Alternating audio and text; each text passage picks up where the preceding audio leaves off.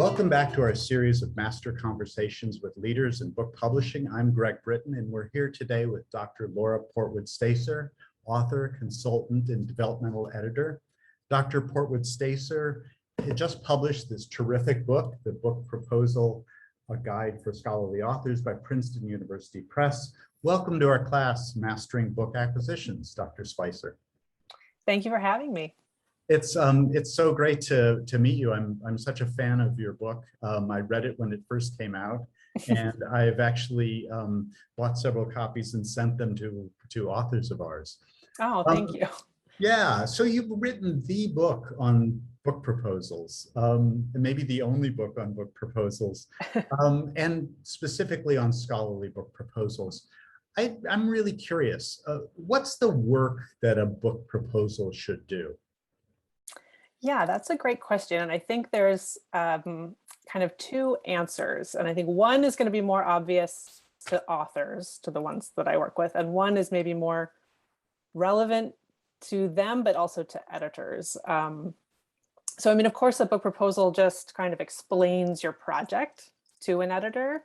And then in the scholarly publishing realm, to peer reviewers, to a faculty editorial board that will make the decision whether the book should be published. But the thing I think authors don't know, most authors don't know, is that the book proposal is a tool for the editor, the acquisitions editor, in-house to make that pitch to everybody that it needs to be pitched to, including the peer reviewers, but also their colleagues on the editorial staff, salespeople, marketing people, then later that editorial board. So I always try to help authors understand that you're giving this editor something they need to be able to do their job. It's not just about them gatekeeping you out or judging you based on this proposal. It's a resource for them that then they're going to use. That's really perceptive. I know myself that a well-written book proposal it's an incredible asset to a book. I mean, it not only does it sell me, but it helps me sell that book around the press. And I think people don't understand how much selling happens with a project like this. You also do developmental work. You're a developmental editor. What's the most challenging thing about that? Oh, wow. Well, so I started freelancing as a developmental editor, and I still do that a little bit, although I've moved more into the proposals and consulting. I mean, for me, and this might just be an idiosyncrasy, but I feel like I take on all of the pressure that the author is feeling to get the manuscript right and to reach their readers and get their ideas out there. And so to me, it's almost like an emotional experience to, now I've got their text and I've got to help them, get it to where it needs to be. At what stage do they approach you? Is it at the very idea stage? Is it the book is under contract and it's gone off the rails? When do they come to you? It's all over the map. I mean, I get a lot of people who have written a dissertation and they know it needs to be changed for a publisher to want it, but they don't know what that means. Or they're, it's very common for authors who have written a dissertation to think their dissertation is just garbage.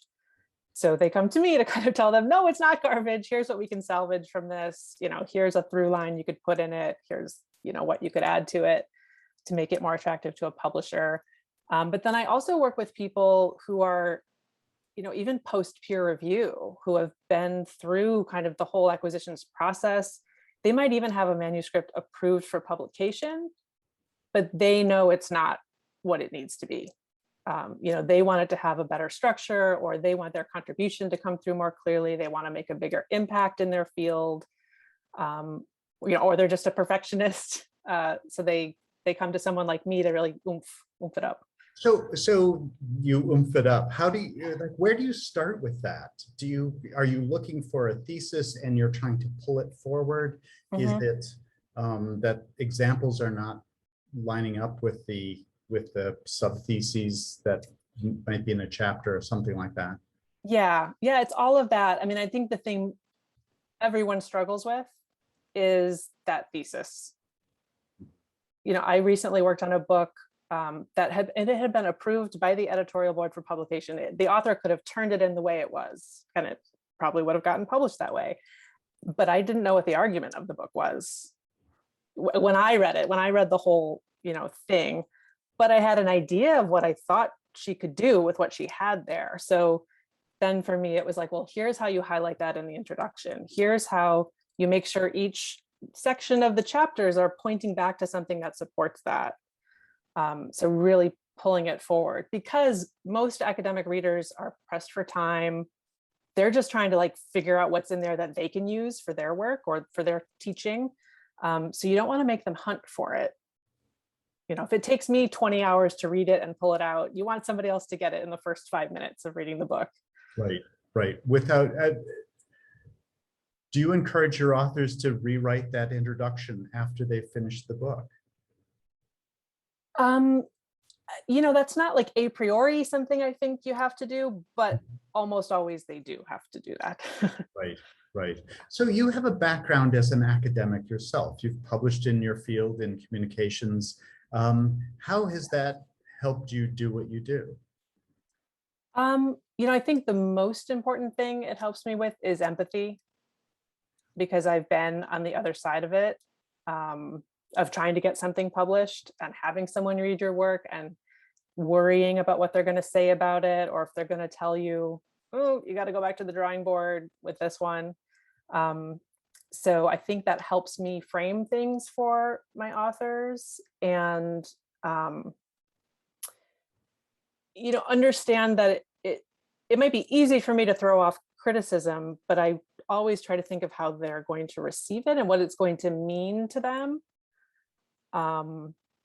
So I try to kind of frame it as, well, here's what I think, and here's why I think this will make a better experience for your reader. But if you want to go this way, here's how you could also maybe accomplish the same thing with a little less work. Or so they still have the choice to, yes, to follow what, I mean, it is their work, their name goes on the book, right? Yeah.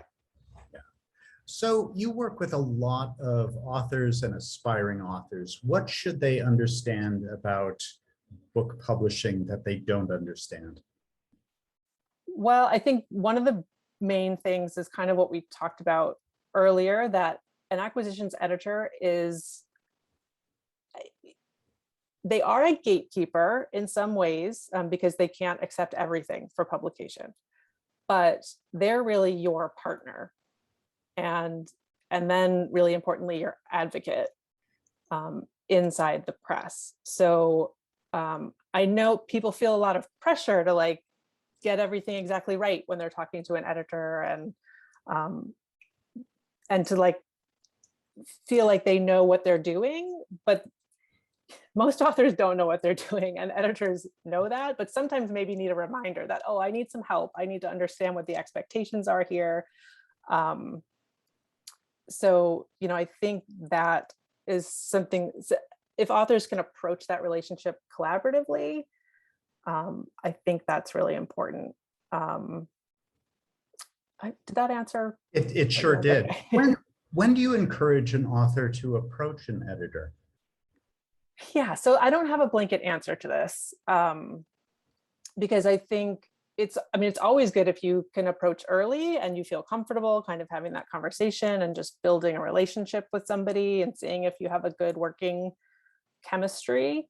But I know not everyone feels comfortable doing that, you know, especially people who maybe haven't gotten the mentoring, who, you know, like first generation scholars, people who have been marginalized, you know, maybe even treated abusively in academia. You know, they don't always feel comfortable coming forward and just kind of putting themselves out there with this stranger who might judge them, right?